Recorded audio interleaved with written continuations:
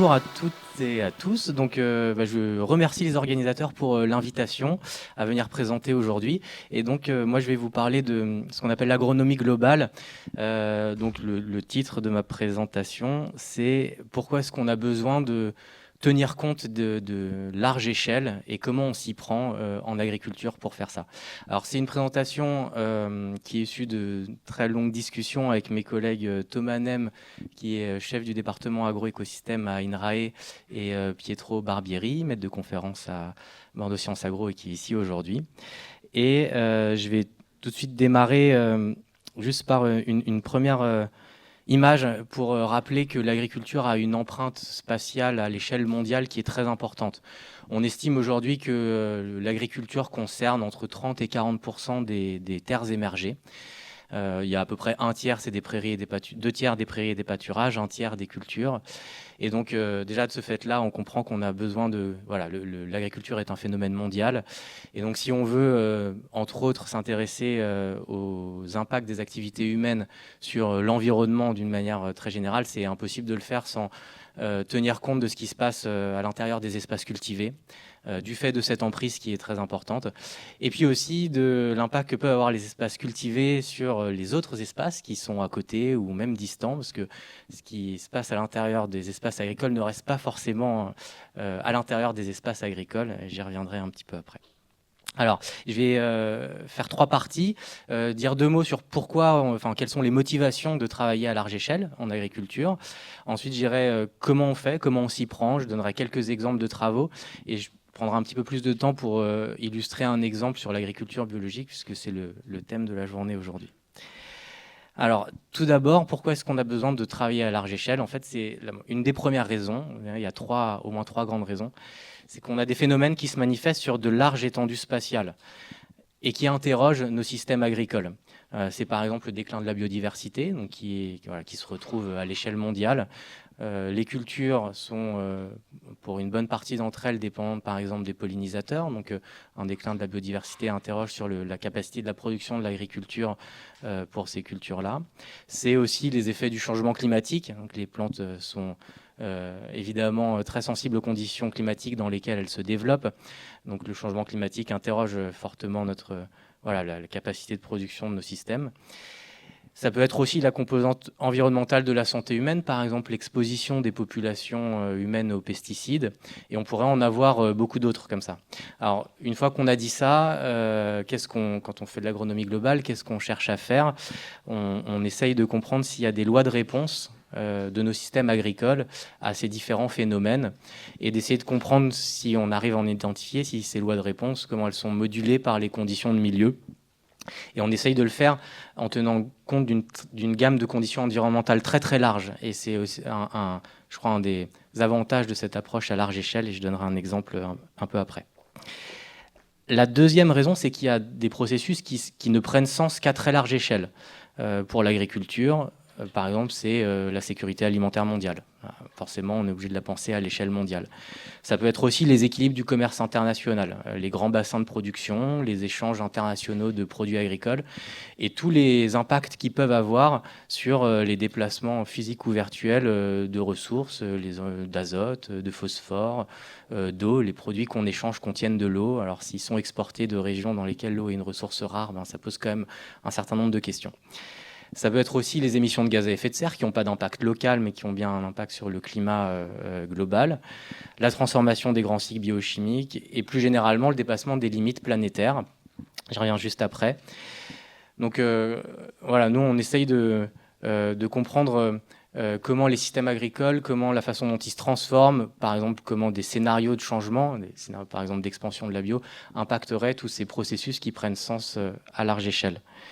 Et je voudrais quand même m'arrêter juste un moment sur les limites planétaires. Donc, vous savez, il y a 9 limites planétaires qui ont été identifiées et qu'on est capable de quantifier. Enfin, il y a des travaux qui essayent de les quantifier. Aujourd'hui, on estime qu'on en a dépassé 6 sur les 9. On les voit ici, c'est tout ce qui est au-delà du rond vert au milieu. Et pour les 6 limites planétaires qui ont été dépassées, l'agriculture joue un rôle majeur. C'est le cas des cycles biogéochimiques. Je sais pas si c'est allumé. bon, vous voyez en bas à gauche l'azote et le phosphore, donc ça c'est la fertilisation qui est concernée. L'utilisation d'eau douce, l'irrigation, 70% à l'échelle mondiale de l'utilisation de l'eau, c'est pour l'irrigation. Les changements d'usage des terres, l'agriculture est un déterminant très fort. La biodiversité, alors on estime, c'est pas moi qui lis, c'est l'IPBES, donc pendant du GIEC pour la biodiversité, que l'agriculture est le principal déterminant du déclin de la biodiversité à l'échelle mondiale. Le changement climatique, notre système alimentaire dans son ensemble représente à peu près 30% des émissions de gaz à effet de serre d'origine humaine. Et puis la dernière, ce qui est appelé nouvelle entité, derrière il y a les pesticides qui sont appliqués sur les cultures et les antibiotiques qui sont utilisés. Alors il y a à la fois pour les humains, mais aussi pour la santé des animaux d'élevage. Donc l'agriculture contribue de manière considérable au dépassement des limites planétaires. Et donc voilà, on a besoin de penser son impact et ses changements à l'échelle mondiale. La raison suivante, et c'est la troisième raison qui nous pousse à travailler à très large échelle, c'est des interrogations sur l'avenir de l'agriculture et notamment en lien avec des politiques publiques. Force est de constater, dans les dernières années, il y a eu une montée en puissance du débat sur les préoccupations écologiques, sanitaires, économiques relatives à l'agriculture. Et il y a un besoin d'éclairage de ce débat à des échelles qui sont cohérentes avec l'échelle à laquelle il est posé. Et puis on a vu aussi émerger des politiques agricoles assez ambitieuses du fait de leur étendue spatiale. Par exemple, c'était la déclinaison Farm to Fork du Green Deal pour l'Union européenne. Alors bon, même si elle est plus tout à fait d'actualité de la même façon qu'elle était il y a peu de temps. Mais voilà, je vous rappelle, il y avait un objectif qui avait été affiché à ce moment-là de réduire les pesticides de 50%, de diminuer les pertes de nutriments comme l'azote de 50% et d'augmenter jusqu'à 25% la part de bio dans les surfaces agricoles en Union européenne. Et donc là, il y a effectivement des questions qui se posent sur quel serait l'impact de ces mesures, si elles étaient, de ces objectifs, s'ils étaient atteints sur la production agricole en Europe, les équilibres du commerce international, les émissions de gaz à effet de serre. Voilà, il y en a beaucoup. Donc ça, c'est une autre raison fait qu'on a besoin de travailler à large échelle. Et c'est ce qu'on fait quand on fait de l'agronomie globale. Voilà, donc plein de raisons qui font qu'on a besoin de travailler à assez large échelle. Alors maintenant, comment on s'y prend quand on regarde les travaux, parce que on va dire que ça fait une vingtaine d'années que les agronomes ont vraiment investi ces échelles-là, on peut distinguer trois grandes manières d'appréhender, d'envisager cette dimension globale pour en tenir compte dans les travaux des agronomes. La première, c'est d'étendre le domaine de validité des connaissances qui sont produites en analysant des expérimentations qui sont réparties sur l'ensemble de la planète. Je vous donne un exemple avec l'agriculture bio.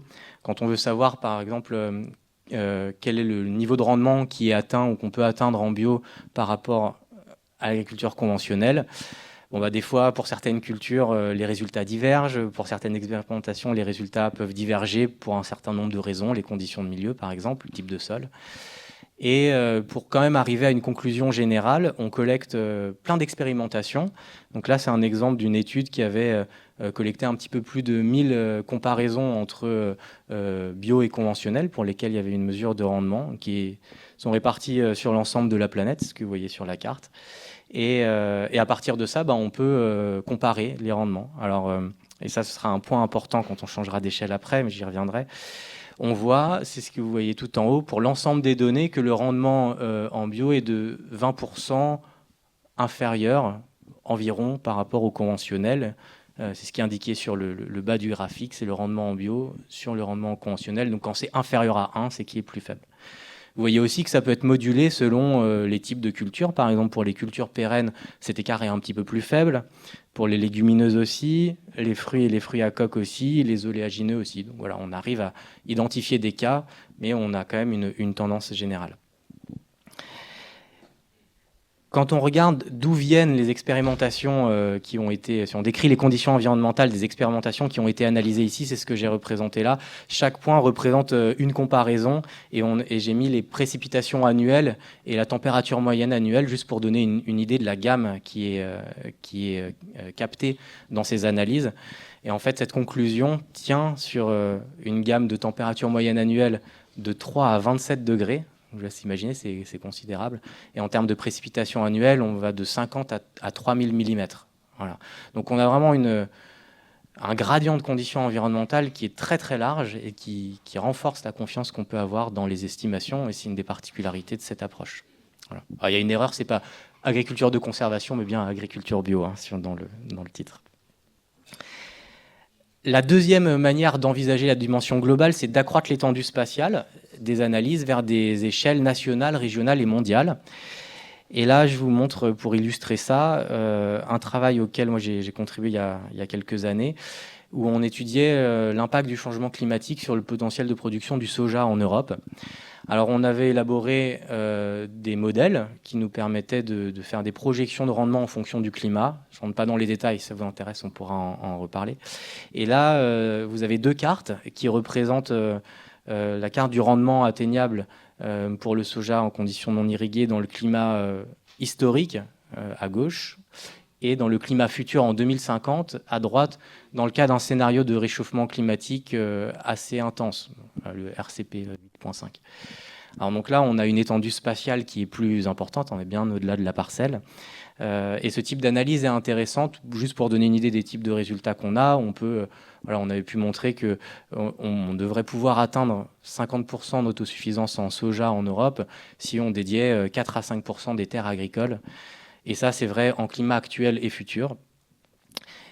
Alors aujourd'hui, on est à 10% d'autosuffisance. On importe énormément de soja, notamment d'Amérique du Sud, où ça contribue à de la déforestation.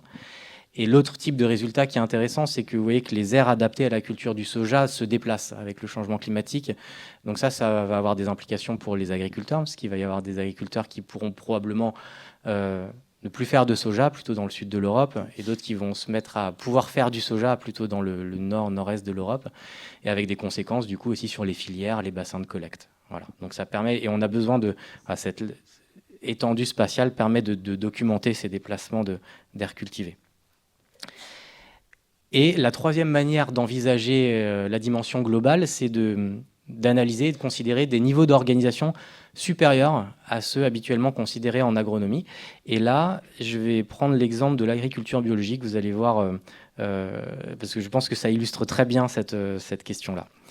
Alors, pour le montrer, j'ai choisi de poser une question. On pourra en prendre plein d'autres, hein, c'est à titre d'illustration. Si on se pose la question, est-ce que l'agriculture bio pourrait nourrir le monde, et avec quel impact sur la biodiversité? Alors, pour faire ça, on va partir d'abord de performances qu'on a évaluées à l'échelle locale, donc à l'échelle de la parcelle. Et ce que je vous montrais juste avant avec la méta-analyse, c'est qu'en termes de productivité, quand on regarde à l'échelle de la parcelle, en moyenne, le rendement des cultures est plus faible en bio qu'en conventionnel, de l'ordre de 20%. Avec les mêmes approches de méta-analyse, on arrive à des résultats qui montrent que du côté de la biodiversité, localement dans la parcelle, la biodiversité est plus importante dans le cas de parcelles conduites en bio. Et quand on prend la richesse spécifique qui traduit le nombre d'espèces qu'on retrouve dans la parcelle, elle est supérieure de 30% en agriculture bio par rapport à l'agriculture conventionnelle. 30%, c'est beaucoup, hein, c'est vraiment un effet fort. Alors, est-ce à dire que si jamais le monde entier passait en bio, on produirait 20% de moins, mais on aurait 30% de biodiversité en plus? Évidemment, c'est pas si simple. Et on ne peut pas transposer simplement comme ça d'une échelle à l'autre, parce qu'il y a des phénomènes dont il faut tenir compte. Alors, je ne vais pas faire la liste entière parce que ce serait trop long, mais je pense que j'en ai pris 3 qui illustrent bien ces problèmes de changement d'échelle. Il y a une question autour de la disponibilité de l'azote, une question autour de l'évolution de la demande alimentaire mondiale, et une question autour des changements d'usage des terres et de leur impact sur la biodiversité. Je vais les illustrer rapidement, voilà, pour illustrer mon propos. Alors d'abord pour l'azote, le message principal, c'est qu'aujourd'hui, quand on fait le bilan azoté de nos systèmes agricoles à l'échelle mondiale, on a à peu près 60% des entrées d'azote dans nos systèmes agricoles qui sont des engrais azotés de synthèse. Ce que vous avez à gauche, ici, c'est toutes les entrées d'azote dans nos systèmes. Donc en gros, au milieu, bon, c'est un peu simplifié, mais on a nos systèmes agricoles avec des plantes qui poussent et qui prélèvent l'azote qui est présent dans le sol. Cet azote vient de différentes sources. Et cet azote, il est soit exporté via la production agricole, qu'on trouve dans les grains de blé par exemple, soit il peut être perdu différentes formes gazeuses, soit perdues par lixiviation, donc par entraînement des eaux de drainage ou par ruissellement. Et il y a une partie de la production agricole qui est donnée comme alimentation aux animaux d'élevage et donc voilà, qui revient, qui fait une sorte de bouclage via les déjections animales, donc le fumier. Alors si jamais on envisageait de passer en bio, bah, les engrais de synthèse azotée sont interdits, donc on se coupe de 60% des entrées d'azote dans l'état actuel. Et il y a une question aussi subsidiaire de savoir si jamais alors, dans des scénarios où il y aurait de l'agriculture conventionnelle et de l'agriculture bio qui coexisteraient, est-ce qu'on aurait l'autorisation ou pas, ou est-ce que ce serait possible d'utiliser du fumier issu de fermes conventionnelles en agriculture bio? Et ça peut représenter une part assez importante. Donc il y a quand même une question importante de se dire, est-ce qu'on n'aurait pas un manque généralisé d'azote dans ce type de scénario de très forte expansion de l'agriculture bio à l'échelle mondiale? Alors pour répondre à cette question et l'impact sur la productivité, parce que les plantes sont très sensibles à la quantité d'azote qui est disponible dans le sol, bah, on a besoin de tenir compte en fait de plein de flux. Alors juste pour vous dire que on peut faire des modèles qui tiennent compte des flux d'azote entre l'agriculture, les prairies, l'élevage et la consommation humaine. Et à partir de ces modèles-là, on arrive, en décrivant ces flux, à estimer, avoir une plutôt bonne approximation de l'impact sur la productivité globale qu'aurait une expansion de l'agriculture biologique massive.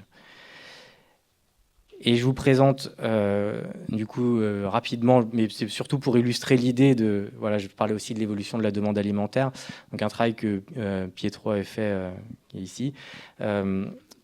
Après, on peut aussi envisager d'autres scénarios à l'échelle du système alimentaire pour voir jusqu'à combien de surface en bio on pourrait aller à l'échelle mondiale. Et ça se traduit par tenir compte, donc à la fois, vous voyez, des différents scénarios de pourcentage de surface en bio à l'échelle mondiale. Donc là, on va de 20 à 100%. Des cas où on peut utiliser le fumier conventionnel en bio ou non. Et puis en colonne, vous avez des hypothèses sur la demande alimentaire mondiale. Alors, est-ce qu'on conserve les régimes alimentaires actuels? Est-ce qu'on continue à manger de la même manière? Ou est-ce que, dans la colonne de droite, est-ce qu'on passe sur des régimes alimentaires qui sont plus sains? On pourrait en discuter longtemps, mais c'est globalement des régimes alimentaires dans lesquels il y a moins de produits animaux. Une caractéristique importante. Et vous voyez un dernier point, c'est la réduction des pertes et gaspillages. On estime aujourd'hui qu'il y a à peu près 30% de la production agricole mondiale qui est perdue et qui fait l'objet de pertes et gaspillages. Donc on peut imaginer des réductions. Donc là, il y avait trois hypothèses. On conserve l'état actuel, on réduit ces pertes et gaspillages de moitié ou on les réduit complètement. Et donc en combinant tout ça, on se rend compte, on peut confronter une offre, voilà, combien on est capable de produire en bio, et est-ce que ça permet de satisfaire la demande mondiale et de dire si oui ou non un scénario est faisable. Un scénario est jugé pas faisable si jamais l'offre est trop inférieure à la demande. Et vous voyez que dans ce cas-là, les résultats montrent qu'on pourrait aller jusqu'à 40-60% d'agriculture bio, mais pas au-delà à l'échelle mondiale, en combinant tous ces leviers. Est-ce que ce serait en changeant de régime alimentaire, en réduisant les pertes et gaspillages, qu'on arrive à aller le plus loin dans les surfaces en bio. Donc tout ça pour illustrer qu'on a besoin de changer d'échelle et de tenir vraiment compte du système alimentaire. Et il me restait une dernière question, qui était la question de la biodiversité. Alors, quel impact sur la biodiversité? Ce qu'il faut savoir, c'est que globalement, la biodiversité dans les espaces cultivés est plus faible que dans les espaces non cultivés, notamment la végétation primaire ou secondaire. Ça, pareil, c'est des résultats qu'on a à l'échelle locale à partir de méta-analyses. Et ce que vous avez sur le graphique à gauche, donc là, la biodiversité, elle est mesurée encore une fois avec le nombre d'espèces, la richesse spécifique. Et quand on compare les cultures ou les prairies, la richesse spécifique dans les cultures ou les prairies à l'échelle mondiale, vous voyez qu'elle est de l'ordre de 30 à 40% plus faible par rapport à de la végétation primaire ou de la végétation secondaire, mature, intermédiaire ou jeune, enfin différents niveaux différents types de végétation secondaire. Donc ça, c'est un effet qui est assez fort parce que vous vous souvenez qu'on avait vu que le rendement des cultures était plus faible en bio.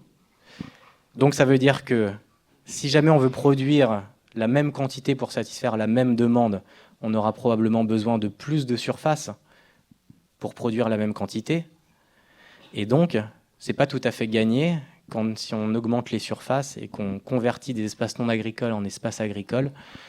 il n'y ait pas une diminution de la biodiversité qui en résulte, malgré l'augmentation de la biodiversité à l'intérieur des espaces cultivés qui est due à l'agriculture bio. Bon, c'est une question ouverte, en fait, on n'a pas de réponse. Voilà, il n'y a pas de travaux qui ont estimé ça. En plus, c'est compliqué, c'est pas tout à fait les mêmes types de biodiversité, mais on a besoin de tenir compte de ces changements d'usage des terres, alors, qui en plus sont médiés par un certain nombre de processus économiques voilà, complexes, mais on a besoin de ce niveau-là pour traiter de cette question. Voilà, alors juste rapidement quelques mots de conclusion. Donc, j'espère vous avoir montré qu'il y a plein de bonnes raisons de travailler à large échelle en agriculture, qu'on a des méthodes spécifiques qui ont été développées. Alors on l'a vu, la méta-analyse, on a de la modélisation, jusqu'à des modèles climat-rendement, plus jusqu'au niveau du système alimentaire. On peut dire aujourd'hui que l'agronomie, elle est présente de la parcelle cultivée jusqu'au système alimentaire mondial, après plusieurs années de travaux sur cette question-là. Qu'il y a des questions pour lesquelles on a vraiment besoin de considérer des niveaux d'organisation supérieurs.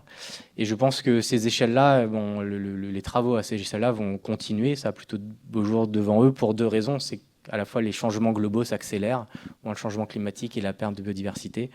Et puis on a aussi de plus en plus de données qui sont disponibles à l'échelle mondiale et ce qui nous permet de traiter ces questions à l'échelle mondiale. Voilà, je vous remercie.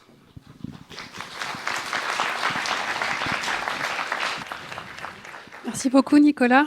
C'était très clair. Juste une petite remarque. Je crois que sur les limites planétaires, une 7e a été franchie récemment. L'acidification des océans, on en a entendu parler il y a un petit mois. Voilà, donc toujours intéressant ce schéma. Je propose qu'on prenne les questions après l'intervention de nos deux prochains chercheurs, voilà, si c'est OK.